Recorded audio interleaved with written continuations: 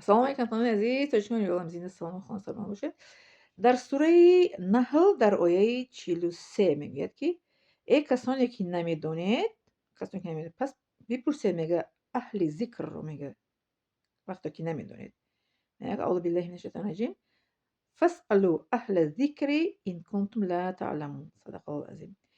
پس بپرسید اهل ذکر رو آن چیزی که نمیدونید. اهل ذکر کی هستن؟ اهل این به معنی که صاحب، اون کسانی که میدانند.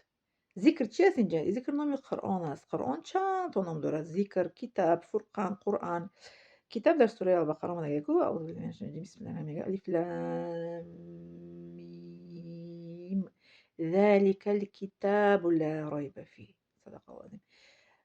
ذلك همون کتابی که لا ریب فیه در آن یگان شک و شبهه نیست. در قرآن ما یگان شک و شبهه نیست.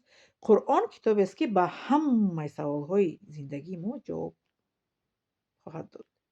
به همه سوالهایی که در زندگی ما هست، چی که در زندگی ما روی میده، قرآن جوابش رو میدهد، جواب داده میتواند. میگه که میگه پرسید اهل ذکر، ذکر این قرآن، پرسید اهل قرآن رو، یعنی که صاحبان قرآن رو، کسانی که قرآن رو میفهمند، کسانی که حدیث پیغمبر میفهمند، کسانی که زبان عربی تازه فصیح میفهمند، از همونا پرسید. میگه پرسید همون انسان ها به شما درستی مثل که اسلام رو به شما میآموزانند. بله، شما مثال در یوتیوب میبینید که آدم‌ها به شما می‌آموزند که نماز چقدر باید خوانید، چند رکعت، سوره چقدر است، نام معنی سوره چی است. برای چی 5 رکن اسلام است؟ 5 رکن اسلام است که اول کلمه طیبه گفتن، شهادت دادن که شاهدی میتیم که خداوند یک یگانه است، محمد فرستاده اوست میگیم، بعد نماز خواندن، روزه گرفتن در یک سال یکم شهر رمضان، زکات مال دادن کسی که مثل که توانایی دارد، و حج رفتن کسی که اینچنین قوت و توانایی دارد. میگه که در فرض مرزات و راهی کسی که قدرت توانایی دارد و رهپولی و رفتن و آمدن دارد، یعنی که حج.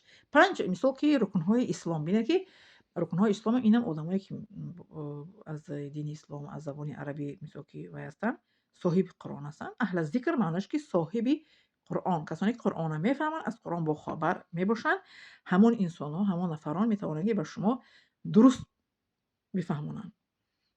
کسانی که از زبان عربی معلومات دارن، زبان عربی را خوندن نمیتونن، قرآن نمیفهمن یا که حدیث پیغمبر صلی الله علیه و آله، آنها با انسان ها درست بودن قرآن، درست بودن حدیث، درست بودن دین اسلام رو فهموندن نمیتوانند. یعنی که به کم کوست فهموندن نمیتونن، کوستگی کمی دو دیده میشد. کسانی که زبان عربی رو تازه میدونن، قرآن میفهمن، حدیث پیغمبر میفهمن، آن نفران دانشمندان میباشن و آن نفران اینه که اسلام رو تازه به یگان چی میگن نقصان، به یگان کمبودی به انسان ها، به شاگردان پیروان دین اسلام میرسونن. پیغمبر صلی الله علیه و آله گفتگی که از من یک آیت رو بفهمید، اگر فهمیده باشید دانسته باشید به دیگران برسانید. پس شما تصور کنید که اون نفرانی که دانشگاه خوندن، مثل 5 سال در دانشگاه ختم کردن، آنها باید که رسانن. من باید که رسانم.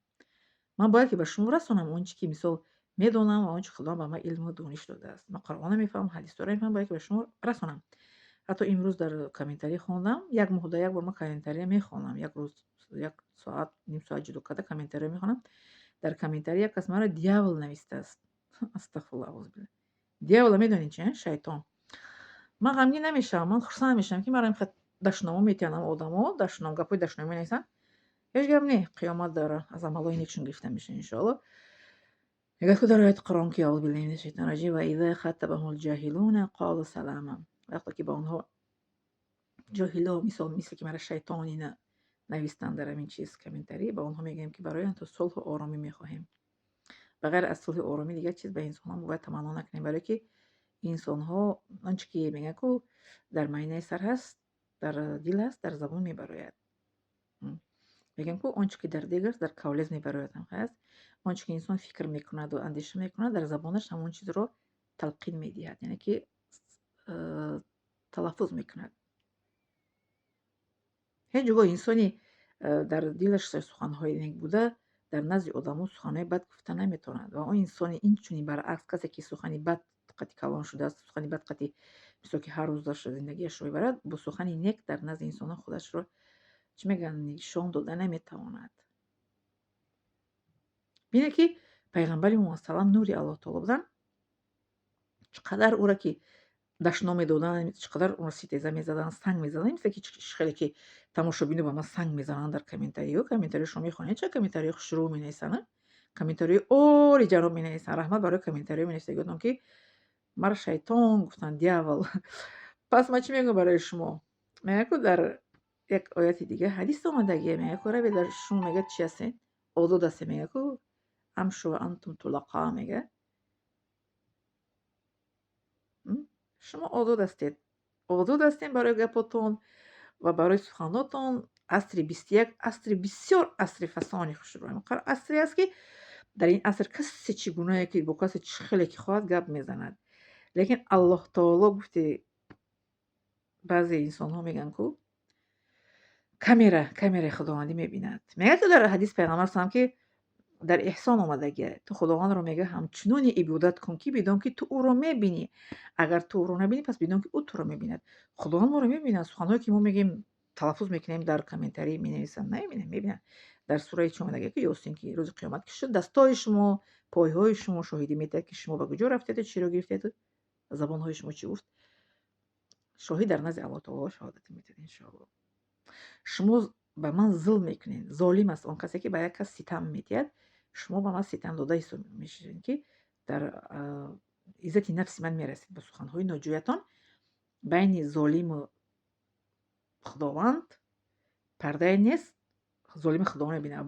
Байни ман мазлуме ки шумо ба ман зулм мекунед, суханҳои ноҷо менависед ку байни ман худованд пардае нест. Ман дуои бад намекунам нисбати ҳеҷ яки шумо.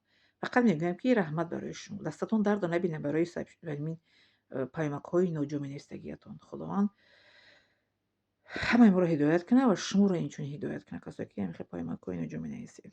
Якҷаҳон ташаккур. Поделиться, лайк мондан ва подписаться фаромӯш накунед. Медарам шумо.